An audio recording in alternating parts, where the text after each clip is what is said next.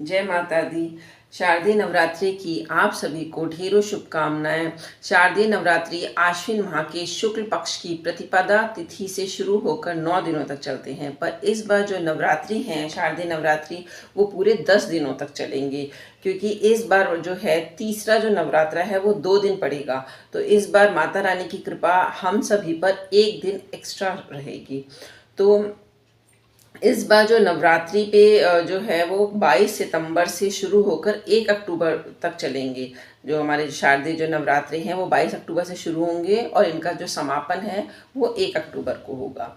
तो इस साल माता रानी जो है 10 दिनों के लिए हाथी पर सवार होकर धरती पर आएंगी और हम सबको अपना आशीर्वाद देंगी। माता रानी का हाथी पर जो आगमन होता है वो बहुत ही शुभ होता है, क्योंकि जो ये जो है वो हमारे जीवन में माता रानी का हाथी पर जो आगमन है वो हमारे जीवन में बहुत सारा धन, वैभव और शुभता लेकर आता है।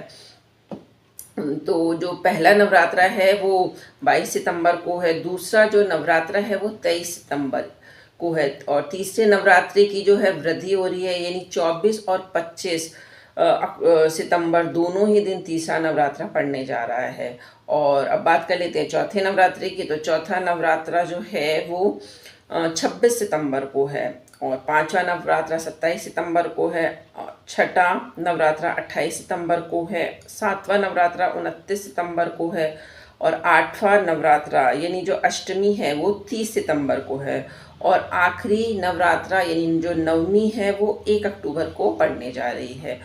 तो आप भी जो है इस नवरात्रि पर माता रानी की पूजा पूरे दिल से करें और साथ ही पूरे आपको इस बार 9-10 दिनों तक माता रानी के लिए व्रत ज़रूर रखें।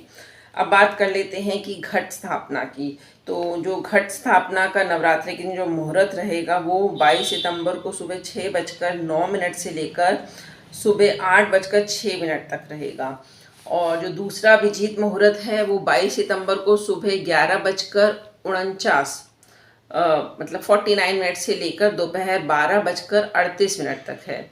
तो आप दोनों में से किसी भी मुहूर्त में घट स्थापना कर सकते हैं। टाइम मैंने ऊपर स्क्रीन पर दे रखा है, अगर टाइम की कुछ आपको समझ नहीं आ रहा है तो आप टाइम ऊपर स्क्रीन पर भी देख सकते हैं। अब बात कर लेते हैं कि नवरात्रि में माता का पूजन हम किस तरीके से करें। तो माता की पूजा के लिए सबसे पहले आपको एक चौकी लेनी है।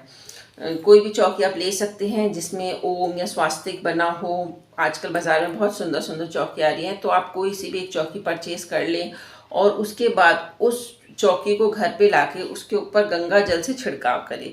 क्योंकि हम कोई भी चीज़ लाते हैं तो उसको जो भी हम कोई भी चीज़ लेकर आते हैं उसको हम पूजा में रखते हैं तो सबसे पहले हमें गंगा जल उसके ऊपर छिड़क कर उसको शुद्ध करना होता है। तो उसके ऊपर गंगा जल छिड़क लें और उसके बाद उस चौकी पर लाल रंग का कपड़ा बिछाएं और उस पर माता की मूर्ति रखें। माता को लाल रंग की चुनरी उड़ाएं, साथ ही पंचमेवे का जो भोग है वो माता को लगाएं।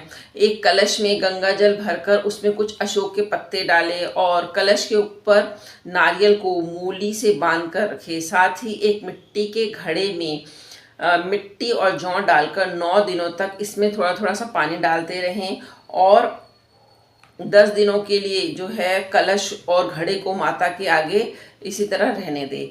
दशमी के दिन कलश के पानी को पूरे घर पर छिड़क दे और साथ ही और जो थोड़े से पानी को तो छिड़क दे और बाकी जो जल को आपको तुलसी के गमले में डाल देना है और जो खेतरी जो आपने बीजी है उसको आपको पीपल के पेड़ पर रख कर आना है।